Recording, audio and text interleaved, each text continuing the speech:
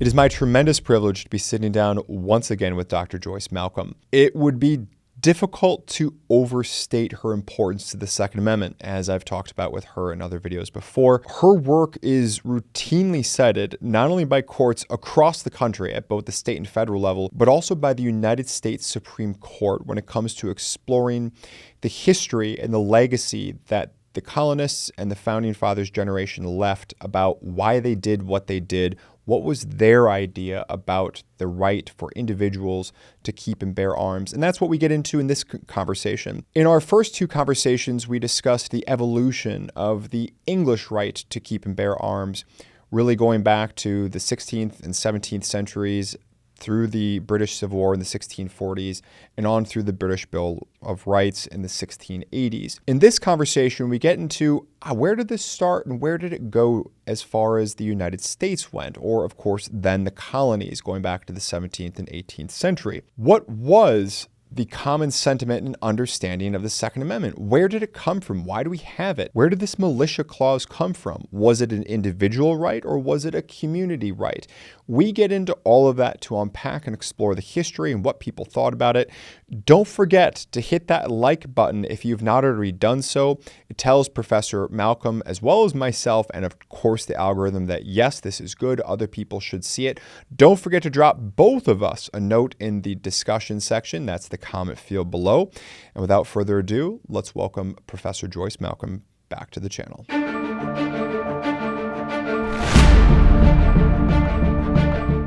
Dr. Joyce Malcolm, welcome back to the program. Well, thank you very much for having me for this additional edition of it.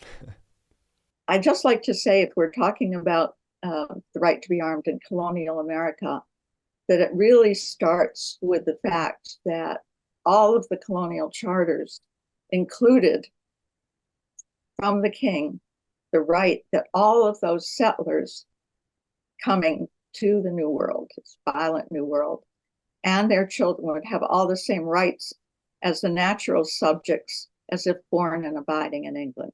So they had that assurance at the very beginning. And I think it took that assurance because this was a pretty desolate place for them to come. There were people living here who were not going to welcome them. They had, the whole land had to be completely settled. And so it was very difficult, and to entice them, giving them the same rights and privileges was important. And it was something, by the way, that the French settlers and the Spanish settlers did not have. And the right to be armed was fitted perfectly with the things that they needed to do. So the traditional rights of Englishmen, as far as having a duty to be armed to protect themselves and the settlement and each other, and to serve in a militia, fitted with what really needed to happen in these new settlements.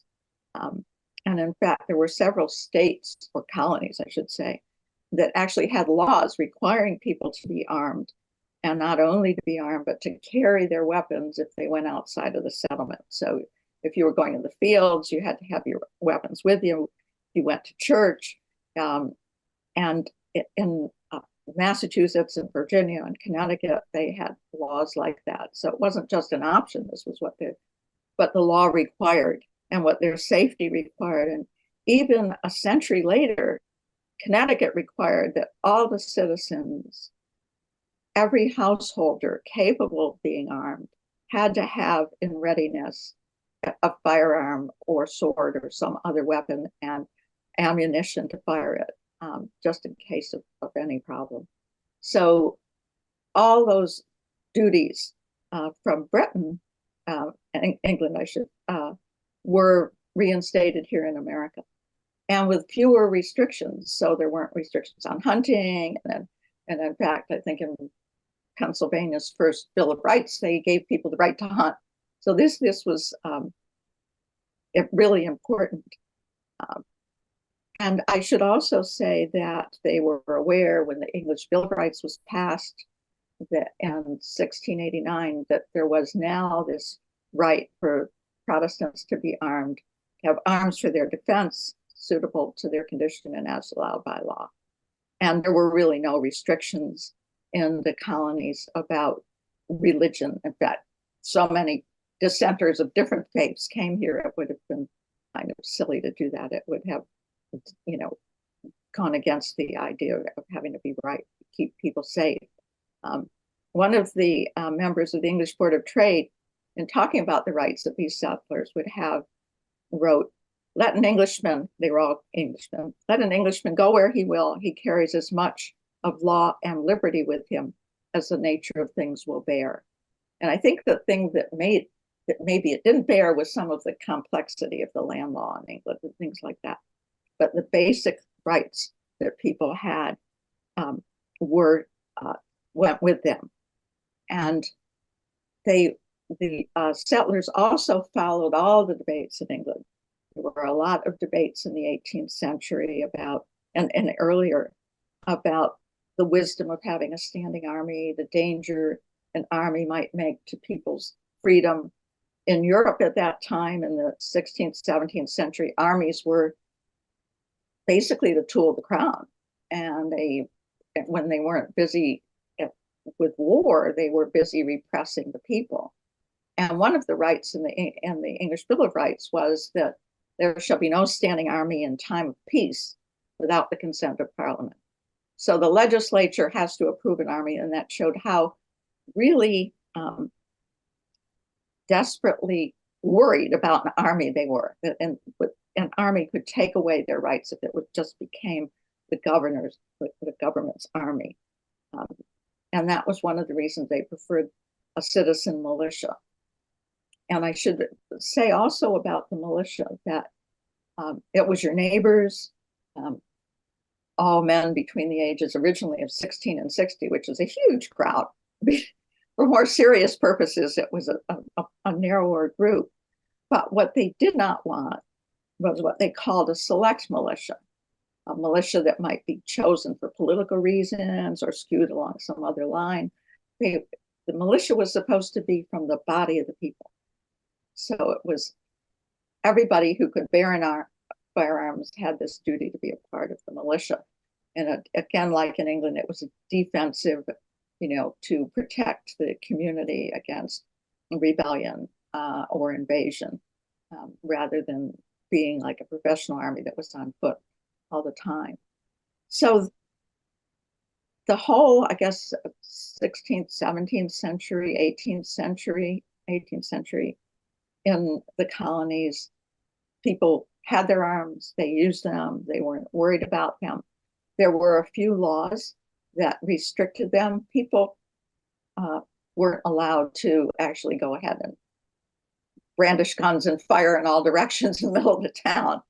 And there's some people who are against the idea that there was a right to be armed by citing these laws, but these were sort of practical safety concerns and not something that was to take away people's rights. And we're seeing that, of course, emerge across courts today, which is, I think, the reason why you're alluding to that right now is the fact that we're seeing anti-gun lawyers and representing the government, whether at local, state, or the federal level, using some of those obscure laws that dealt with 1836, don't discharge a firearm on the streets of Brooklyn, right?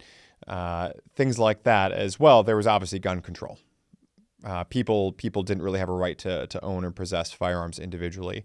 We're seeing this twist occur. Yeah, and every right has some example of controls along the edges of it, I mean, you're not supposed to shout fire in a crowded theater.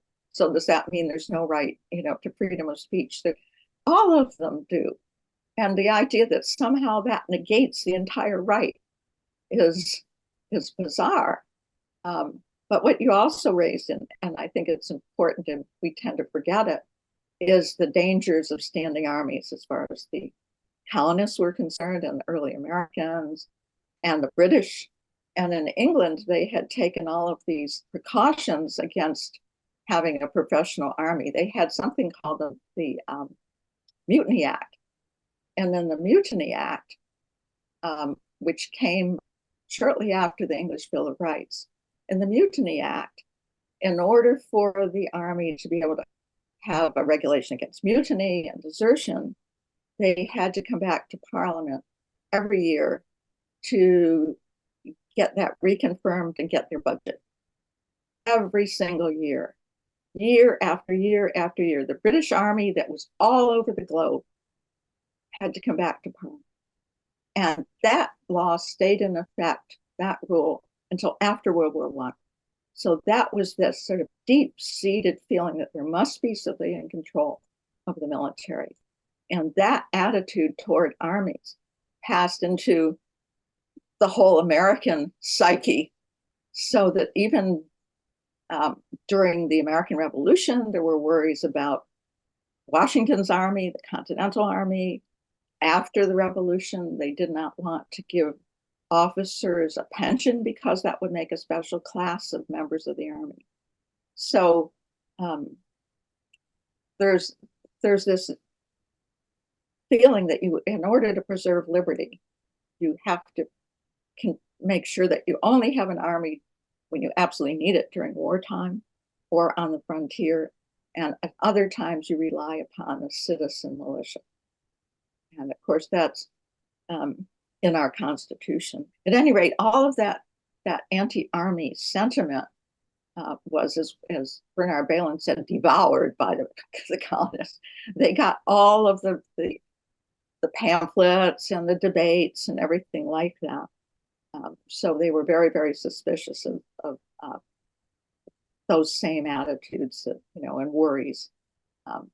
And then in 1757 it was, and beyond, there were a series of militia acts that pertained to America, and which allowed the people who were in charge of the militia, and in Britain, the militia was under what these nobles called the Lords Lieutenants, and here they were sometimes larger groups under some very important individuals, and the government could put in, the royal government, people that it favored, and they gave them the right to disarm the militia should they feel that that was necessary. So there was all of this suspicion about the militia possibly being disarmed and people being helpless. So that was how things stood, really, after what we call the French and Indian War. For the first time, the British had brought an army to America to help us out against the French. And this was great, we needed that. They brought all of these soldiers over. It was very expensive. The Americans, including George Washington, worked alongside the British Army. But after the war, they didn't take the army back. We thought that, they're there, that was nice. They were helpful. They left them there. And then they did not put them at the frontier where there seemed, to be some reason to have an army. They left them in the cities and on the East Coast, and where they could be to enforce the new acts that were coming, these new taxes that Americans were having to pay. And there was also something called the Quebec Act, which I would just put in as a detail, but I had actually not read it until fairly recently. The Quebec Act, after we had defeated the British, we and the British had defeated the French in Canada, the Canadians, would have given to Canada all of what we now have, the Midwest. Your state of Wisconsin would have been part of Canada. 5 states would have been part of Canada if that stood. And the colonists had thought that after the French were gone and were no longer going to be a problem, they would be able to settle all of that. Now it turned out it was all going to be part of Canada. So there were lots of things to grumble about. And the army being in these cities ended up with a lot of tensions. You had the so-called Boston Massacre, where, I have to admit, thugs at the Boston Harbor were pelting a lone sentry with icy snowballs and other things, and he called for help. And in the midst of all of this, the soldiers fired, and several people were killed and injured. And there was a big trial about it. And again, it seemed to just justify the idea that you can't rely on or have a safe country and liberty if you're going to have soldiers in the middle of a settlement, civilians. And then things got quiet until you got the Tea Party, and in 1773. And partly, I should say, and I know this isn't, just add this, the Tea Party was basically the British government had actually wanted to do something good for the East India Company, which was having financial troubles. So they gave them a monopoly on tea, and the colonists would be paying less for the East India Company tea than they were paying for the smuggled tea. And so there were activists who did not want that tea to land, and they couldn't persuade the governor of Massachusetts to stop it. And so they dressed up as Red Indians and dumped 3 shiploads of tea in the harbor. That tea was worth about 1.7 million in today's money.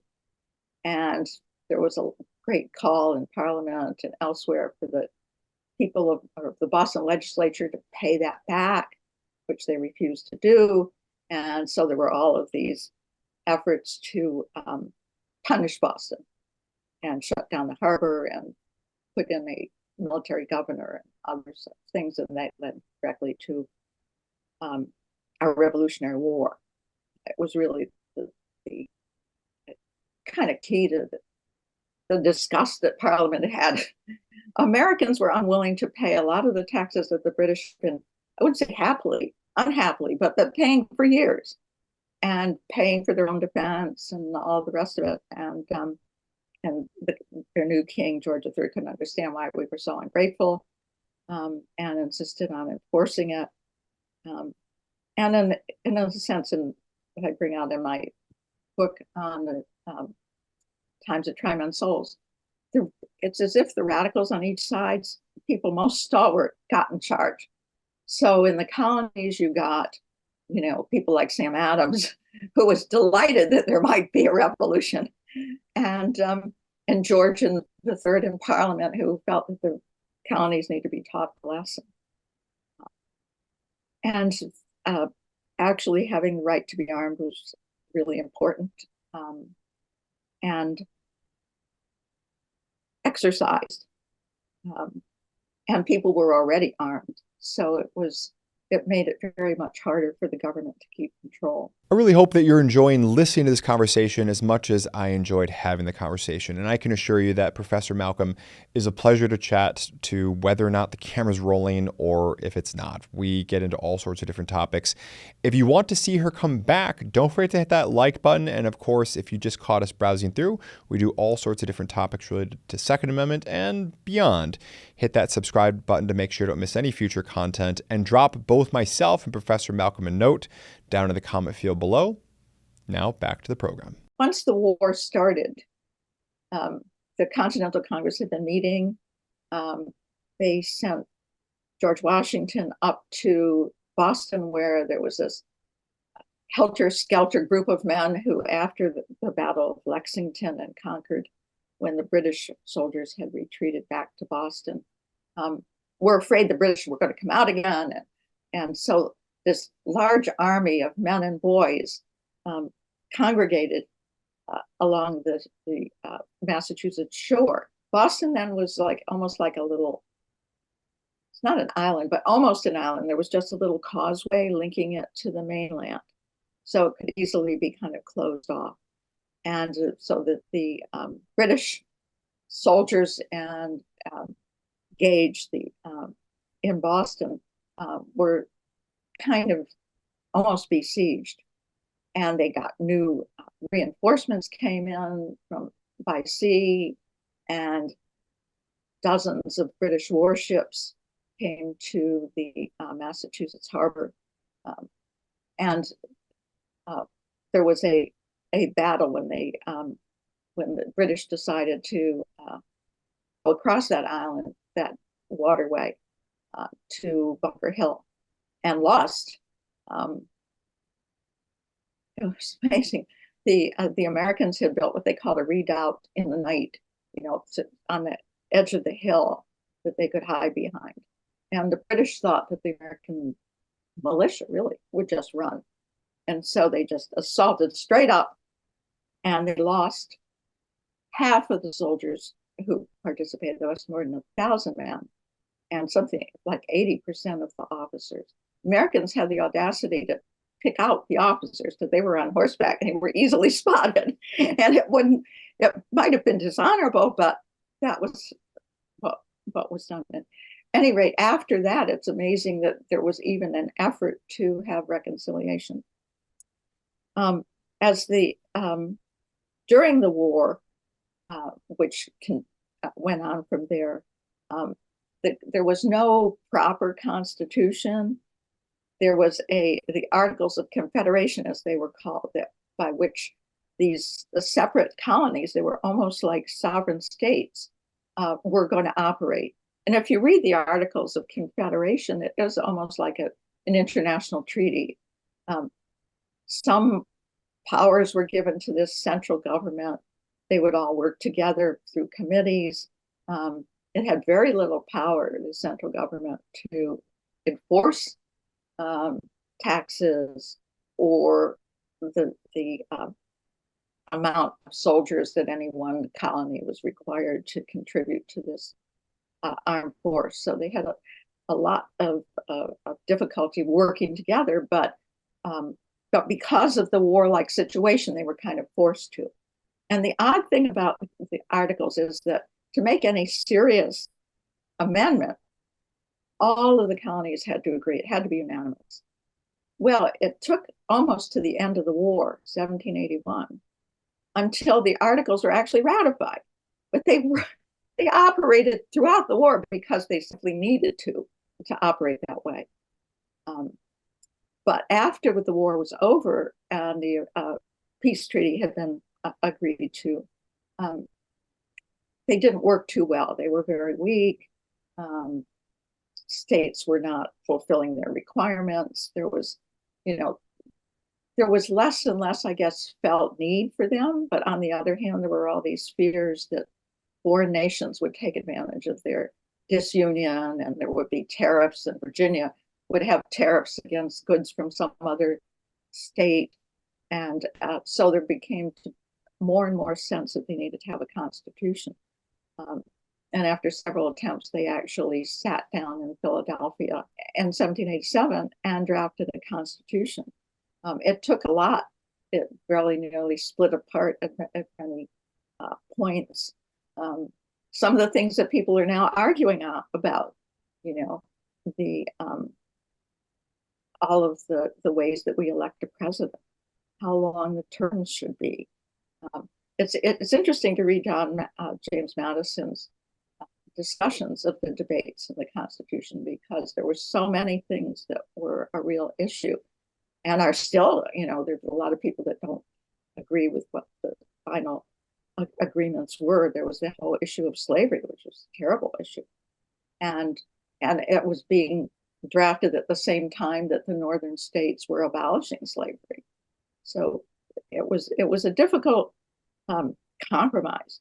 But what didn't happen during that Articles of Confederation, during the constitutional meetings and agreement, was that there was no Bill of Rights. And there was a feeling, and this was a British inheritance too, that if you make a list of your rights, you'll forget something important. So you don't want to make a list, you just want to have laws and the protection of the common law. And so there were some states, like starting with Massachusetts, that did not want to ratify until there was a Bill of Rights. And different states then began to send in all kinds of advice about different articles that would be amendments to this Constitution. And promises were made by the Federalists, who had the upper hand, that if you just pass this, there will be a Bill of Rights. And it got ratified, although really near the end, there were still the states of New York and Virginia that had not yet ratified the Constitution. And it took a lot of effort on the part of some of the greatest of the founders to persuade New York in particular to go ahead and ratify. In fact, they only did it narrowly, approve the Constitution. And little Rhode Island which was obviously not going to be in as good a position as it was under the Articles, where that had to be unanimous. Little Rhode Island did not ratify the Constitution until it was threatened with being treated as a foreign nation. And North Carolina did not ratify it until a Bill of Rights was adopted. So there were these holdouts that were quite interesting. But after as the first Congress was meeting, James Madison brought up this issue about how we promised there should be a Bill of Rights. And it was Thomas Jefferson said that that was what every country, every people was entitled to against every government on earth. And he pushed Madison to keep pushing it. There were many members of Congress that said, there's so many other things we need to do. We can't start doing this now. Let's wait, But he kept bringing it up and led a small committee to draft a Bill of Rights. A lot of the amendments the states had put forth would have changed some of the structure of the government. But Madison was convinced that the only thing that they should do in the Bill of Rights was have rights that there was no objection to, that everybody could agree to. And so he drew up this list of rights, but included the right of the people to be armed. Madison would have put these rights within the body of the Constitution. And but on the little committee he was on, there was a man named Rodger Sherman, and he felt they should be at the end. And he prevailed. If Madison had gotten his way, the Second Amendment would not have been in the article that had anything to do with the militia. It would have been put in the previous article that had to do with, some of the other rights that were actually embedded in the Constitution. So it would have been a lot clearer, and there would have been a lot less, or one assumes there would have been a lot less argument about what it meant. About whether or not the Second Amendment is not an individual right, but rather whether or not it has a strict connection to militia service. Just so that I'm emphatically clear, what you're saying is that under James Madison's version, the part of the Constitution that dealt with the militias, that's not where the Second Amendment would have lived. It would have lived entirely outside of that part and in a different part that dealt with individual rights. Is that fair to say? That's exactly right. Help out myself and the viewers. Is what you're making a controversial claim when you say that? Or is this well-documented, black and white? Nope, that's where that would have been, but for Rodger Sherman's major contribution to constitutional history of getting everything split and added at the end. It's not controversial. It's known. There was actually Sherman's contribution was on a document that was not discovered for many years. 1987, if I'm not mistaken. So when you think about that, that's a long time for something to have been tucked away. But and there made some sense to put the amendments at the end, because otherwise every time you had an amendment, you had to kind of redo the whole document. But from the point of view of the way that they wrote the Second Amendment, that would have put the kibosh really to the idea that somehow this was all meant to just be something to do with making sure that the militia was armed. I mean, if the militia wasn't armed, it would have been a pretty useless institution. But, to clarify that it was an individual right. And Madison said that what he was doing was listing guards for personal rights. And one of the things that makes it a little trickier to follow the drafting is that that the Senate got these rights and changed the language of some of them, and it put together a whole lot of things in the First Amendment. First Amendment's really pretty cramped with important rights. In the Second Amendment, we know that one of the senators had made the suggestion that there be added to the right of the people to be armed the phrase "for the common defense," and that was rejected. So as far as I can see, the idea that somehow it was just a communal right and not an individual right was squarely rejected by the senators when it passed it. One other thing, and I guess we should, I assume that most of your viewers and listeners know by heart the Second Amendment. But the Second Amendment starts by saying a well-regulated militia being the necessary security of a free state, the right of the people to keep and bear arms should not be infringed. And the issue there, why, is that there was a debate about what to do about the Army. And there were some people that felt that they wanted to say something against the use of an Army. And there were even several suggestions, including one from Madison, that the Army be set at a certain number. But the feeling was that that would add a kind of unfair, dishonorable attitude toward the Army. So what the Second Amendment says is that it's the militia that's the necessary security of a free state. It has nothing to do, we don't mention the Army. Army is dealt with elsewhere. The Army had to come back to the Congress every 2 years to get its budget. It was under civilian control. The Second Amendment says it's the militia. And in the debates and in the states and talking about their militia, they always said that the militia was the whole body of the people. It wasn't a select militia. It was everybody. All those people capable of being armed were to be a part of the militia. So I think that the language of it makes it clear that it's an individual right, quite apart from going back, and looking at all of the debates. If you just look at the actual text of it and their feelings about an army. I mean, a lot of as I've written, a lot of these understandings have faded over the years and people don't necessarily understand. There was one of the newspaper articles that came out after they released the text of these amendments was the Philadelphia Evening Post. And I'd like to read what it said about the meaning of the Second Amendment. It said, as civil rulers, not having their duty to the people duly before them, may attempt to tyrannize. And as the military forces, which must be occasionally raised to defend our country, might pervert their power to the injury of their fellow citizens, the people are confirmed in their right to keep and bear their private arms. So this was a newspaper in Philadelphia where they were doing this drafting, took a look at what they had done. And that article went out and was carried by a lot of other newspapers throughout the colonies. And just to add to that, because I as I recall, that article was also republished in New York and Boston and elsewhere.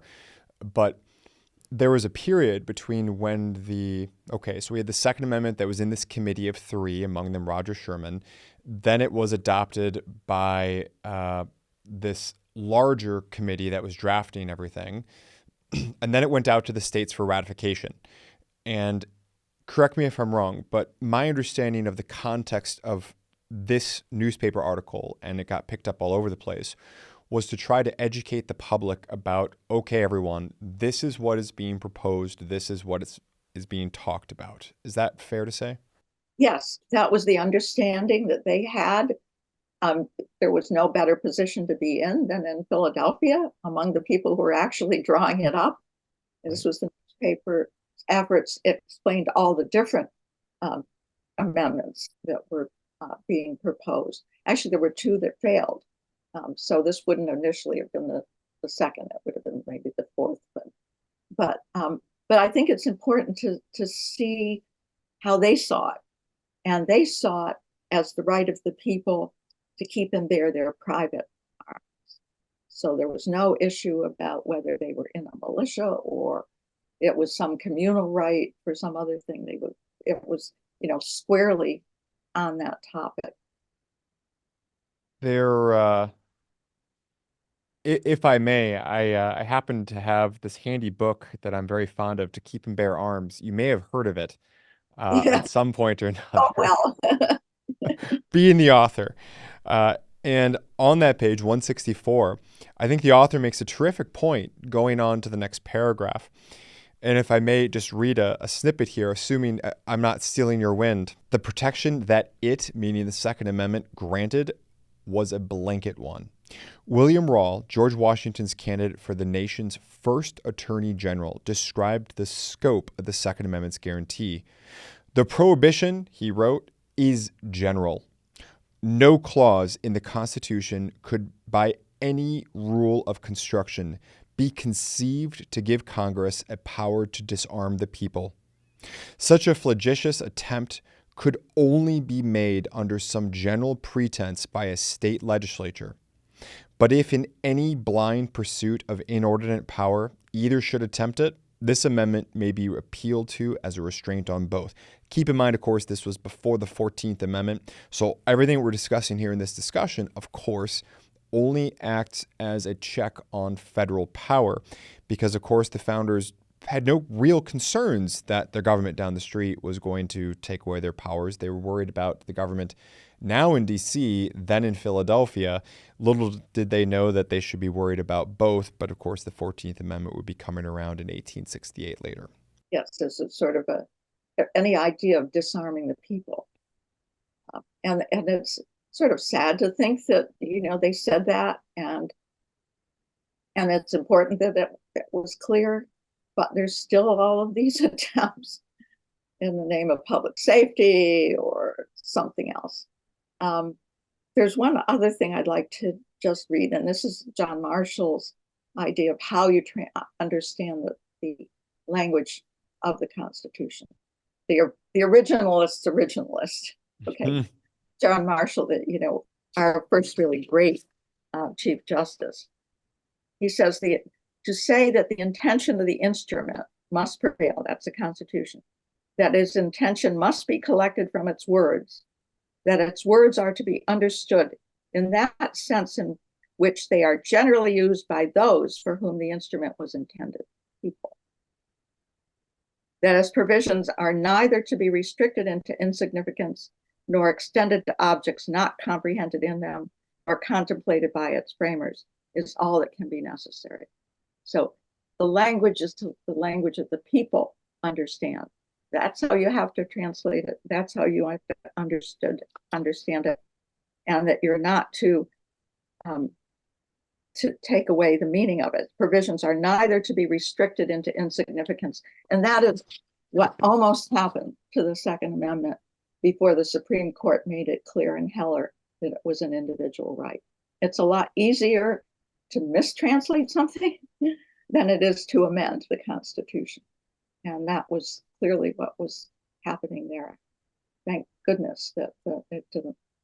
Well, and for your research as well, obviously, in as far as in a very real sense, pioneering and making this information accessible to a very wide audience, in no small part to include the U.S. Supreme Court and the many other courts across the United States. If I may be so bold, I just want to try to see if I can encapsulate a lot of what we just talked about here. People need to understand, if they're going to understand the Second Amendment, that there was a very important and sharp debate about how to protect the people, how to protect the state, how to protect the country. And the founders and that generation and the generations that preceded them and followed them were extraordinarily skeptical of the institution of a standing army, of a military.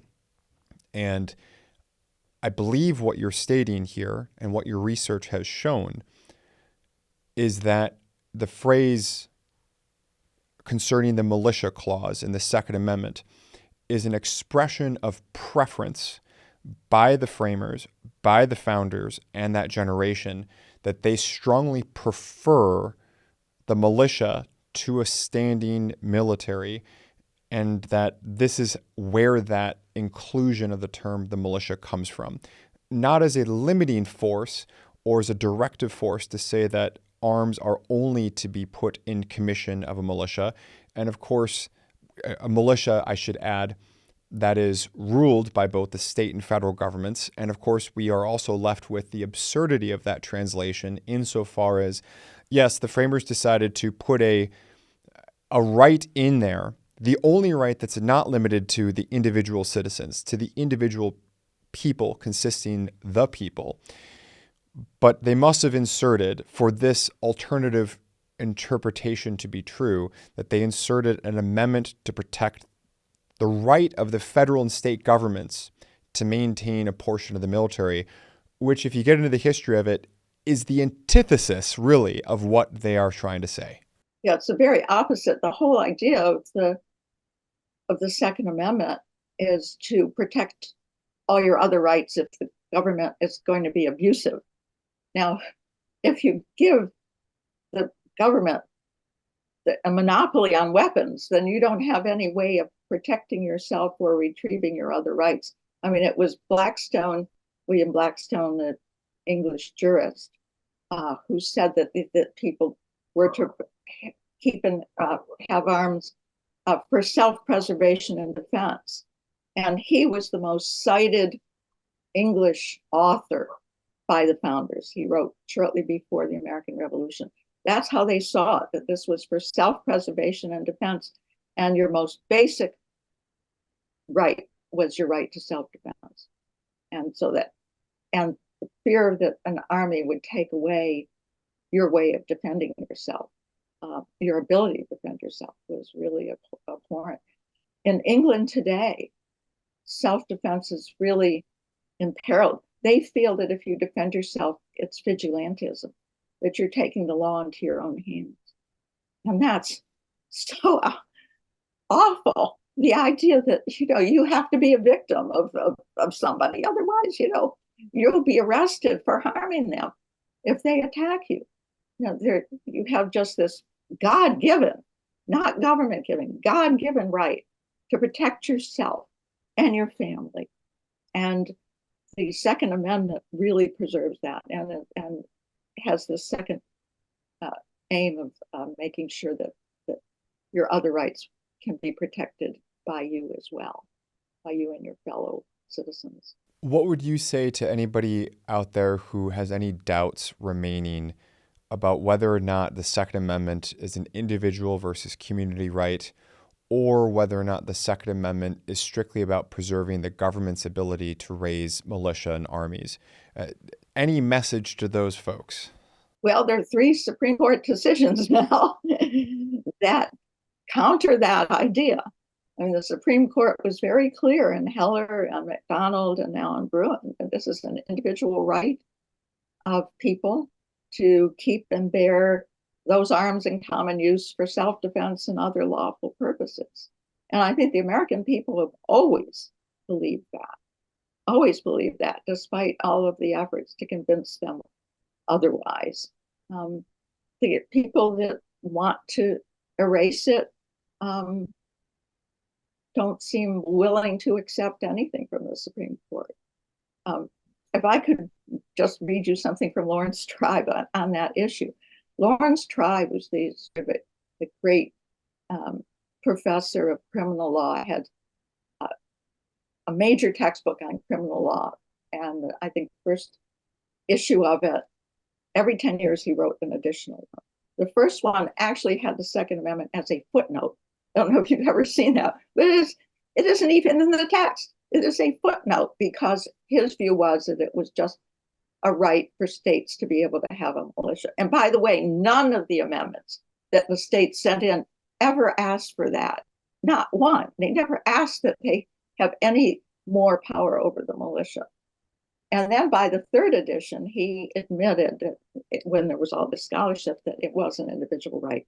And of course, a lot of his liberal supporters were furious that he went over to the dark side. But I give him credit for admitting that maybe he was wrong. But this is what he says about why it's such a poignant issue. He writes this in this 3rd volume. He says it's the true poignancy of the topic of gun control and the inescapable tension for many people on both sides of the policy divide between the reading of the Second Amendment that it would advance the policies they favor and the reading of the Second Amendment to which intellectual honesty and their own theories of constitutional interpretation would drive them if they could bring themselves to set their policy convictions aside. I think they can't set the policy convictions aside, and so they keep trying to find some ways of discrediting the true meaning of the Second Amendment. But I thought it was interesting that he talked about it as the true poignancy, that these great scholars know that there's an individual right, but they have these policy opinions that, that won't allow the intellectual honesty of admitting that.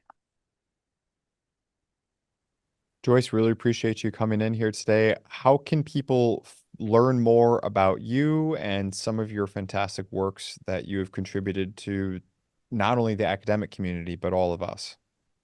Oh, thank you so much. Well, I actually have, apart from the book To Keep and Bear Arms, I wrote one about British, because they were always supposed to have the gold standard on gun control. So it's called Guns and Violence, the English Experience. And it is readable. It goes into the history of how, in fact, as guns came in, there weren't severe restrictions on firearms in England until very late on, until after World War I. And then it talks about some of the changes that they made, the kind of things some of the people in this country would like to see. Registration, which allowed them to then take away the guns because they knew where they all were. People being dependent on the government to protect them when they were out in the street or being attacked. Otherwise, they basically are going to have to be victims. They're not allowed to carry any item that they can use to protect themselves. It will be called an offensive weapon. I mean, it's full of what an American would find really shocking, but that's what's happening. And that's what happened there, and how guns got eased away from them. And they've begun to treat America as a sort of cowboy country. But I think that they might find that interesting. So that's called Guns and Violence, the English Experience. Do you see the same playbook being run in America over the last several decades that happened in England about 100 years ago from the gun controllers? Yeah, I think a lot of people insist, well, why don't we register guns? That makes a lot of sense, And it shows, the English experience shows so clearly why that's a bad idea. They had a massacre of children in Scotland by a crazy guy, right? And after that, there was a movement to ban all handguns from civilian control. And the parents of these victims went out, with pushing Parliament to ban all of the handguns that were out there. There were two amendments that Parliament tried to insert and went down in defeat. One was to allow handicap shooters to have firearms, and it was one of the few sports they could compete equally in. The other was to allow the British Olympic shooting team to be able to have their guns to practice in Britain. The Olympic shooting team has to practice on the continent. It can't practice. So those two very sensible amendments went down the tubes, and they went out across the country, and all of those registered handguns in private hands, including antiques and collector's items, were confiscated. And within 10 years, the handgun crime had doubled. So that registration left all of those law-abiding citizens, targets for the government when they wanted to just pick up all the handguns out there. It seemed like a good idea, and it really did not help at all in public safety.